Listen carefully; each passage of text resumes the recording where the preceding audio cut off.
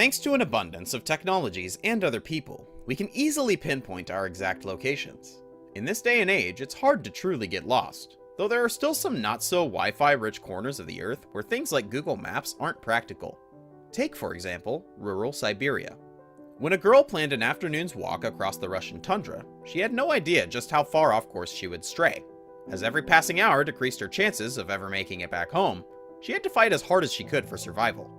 Though she was just 15 years old, Svetlana Ivai lived her entire life in the Gaidan Peninsula, a frigid place in northern Siberia. Svetlana dreamed of a life outside of the continuous routine with her family. Like many others, she and her family herded reindeer to make a living. Though not the most exciting profession, shepherding instilled Svetlana with a deep confidence when it came to navigating Siberia's rough terrain. While she was stuck at home, Svetlana wished she were with her brother. He spent the summer at a different camp some distance away, presumably living it up and having all of the fun Svetlana wasn't allowed to have. But of course, he wasn't that far away. Just 4 miles. Svetlana figured she could make that journey in no time at all, and that whatever her brother was up to had to be more exciting than sitting around with her family and some reindeer. So Svetlana set off to visit her brother. She was traveling alone and without any kind of navigation aids, but she wasn't worried. She knew the terrain like the back of her hand, so surely going a bit further wouldn't pose a problem. Several hours passed and Svetlana started to panic. She should have made it to her brother by now, and yet she stood in the middle of the wilderness with no people or buildings in sight. She started to begin to feel dizzy. Meanwhile, her family back home grew very concerned. Svetlana had never gone out alone for such a long time. Her uncle Ivan, knowing that time was precious, organized a search party of family members and neighbors. They had to find her. But Ivan understood the vast scope of the Siberian region. They could surmise the rough direction in which Svetlana had headed, but that knowledge only went so far. She could have gotten lost and switched to any other heading. And that was precisely what had happened. After a rough night out on the tundra, Svetlana couldn't make heads or tails of where she was. Before she could head back home, however, another issue pressed on her mind: survival.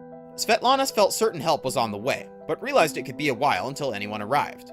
With a bit of luck, she located some cloudberries. They were half frozen and unripe, but they were still food. As more time passed, Svetlana kept moving. She continuously looked over her shoulder, for she knew dangerous beasts lived out in the tundra.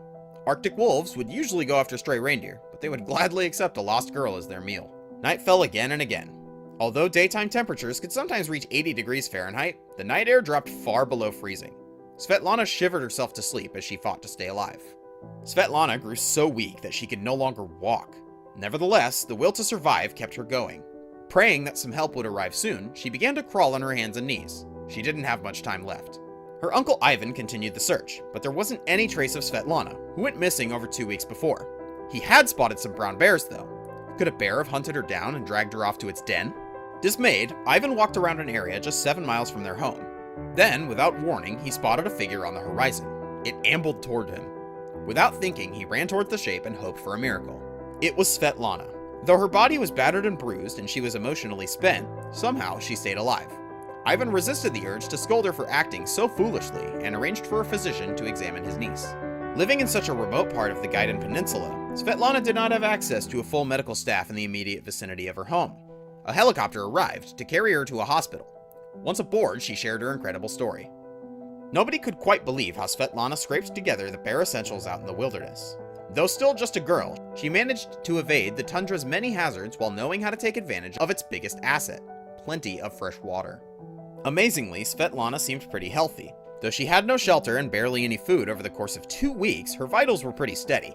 Doctors found no sign that her life was in danger. But, just as a precaution, Svetlana's family kept her in the hospital at Tazovsky to fully recuperate. They gave thanks that she survived such an ordeal and hoped that after her harrowing adventure, Svetlana wouldn't mind spending time at home again.